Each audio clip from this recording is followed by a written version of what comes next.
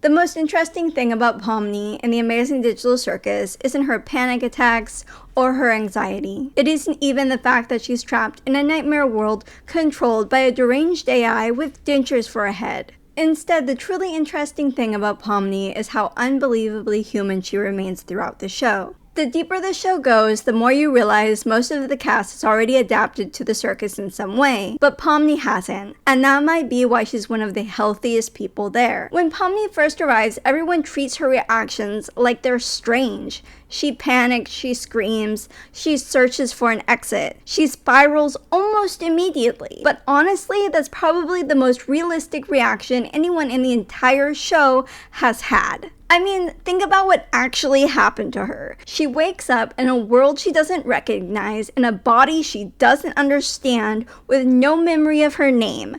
Nothing follows logic, everyone acts weird and calm, and an all-powerful AI starts talking to her like an iPad kid who just discovered Monster. And yeah, screaming feels pretty reasonable. That's what makes Pomni so interesting. The show frames her as the nervous one at first, but the deeper it goes, the more she feels like the only character reacting like an actual human being, because everyone else has already developed coping mechanisms. As I said in my Jax video, he's completely emotionally detached, while Ragatha buries herself in forced positivity. Gangle wears her emotions as a literal mask, Zooble avoids everything unless it involves protecting Gangle, and Caine might have looped all the way back to enlightenment somehow. But Pomni still feels everything. And that matters because in the Amazing Digital Circus, emotions are dangerous. The circus erodes identity, people lose themselves, personalities warp for the sake of survival, and abstraction feels like the moment someone completely stops being able to hold themselves together. But Pomni hasn't numbed out yet. She still reacts, she still panics, and most importantly, she still cares. That's why she connects with Gummigoo so quickly, because unlike almost everyone else, Pomni instinctively treats people like people, even NPCs. When she meets Gummigoo in episode 2, she doesn't dismiss him as fake. She sees someone scared and confused and immediately empathizes with him.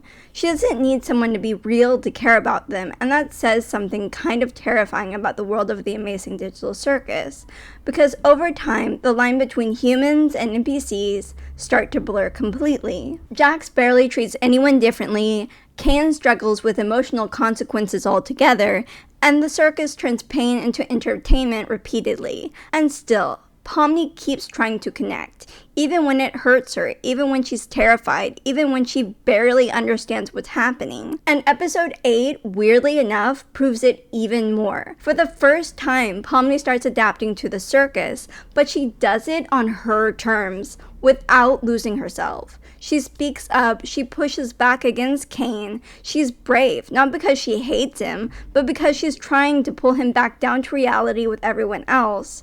That's the huge difference between her and Jax. Jax adapts by emotionally checking out, and Pomni adapts by emotionally reaching out. At first glance, they seem similar. Both joke in stressful situations, both mask their fear, both struggle emotionally. But underneath that, completely opposite. Jax turns people into objects because he thinks emotional distance will protect him.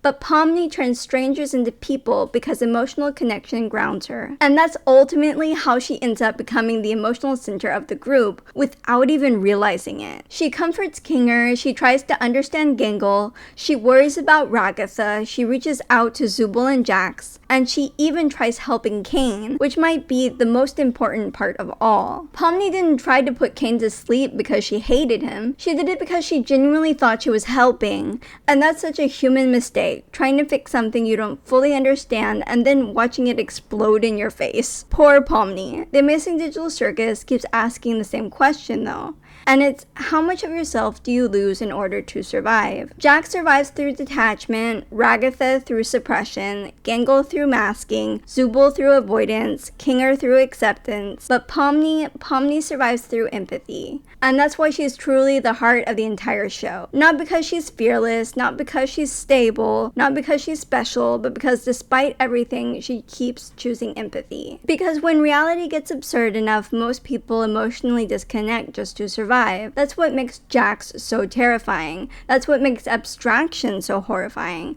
That's what makes the circus so dangerous. It doesn't just trap people physically, it slowly convinces them to stop caring at all. But Pomni resists that. She sets boundaries and actually keeps them. Sure, she tried playing the villain in episode 6, but there's no way that was gonna last. It just isn't who she is, and I think that's why she's one of the most interesting characters in the show. Because Pomni reacts the way a real person probably would, and honestly, the way I think I would react too. The panic attacks, the overstimulation, the emotional spiraling, the need for connection, the fear, the hope, the guilt, the empathy. None of it feels exaggerated. It feels real. And maybe that's why she matters so much. Because in a world that's slowly trying to turn everyone into characters, roles, jokes, or abstractions, Pomni keeps stubbornly acting like a human being. And that's the bravest thing anyone in the Amazing Digital Circus has done so far. Anyway, if you enjoyed this character analysis, make sure to leave a like, subscribe, hit all of the buttons,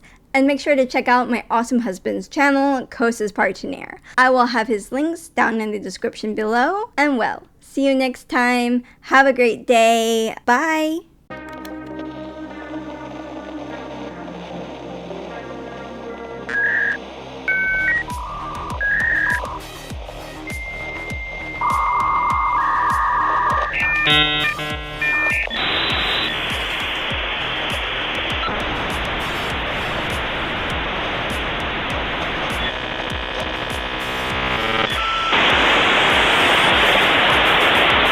Goodbye.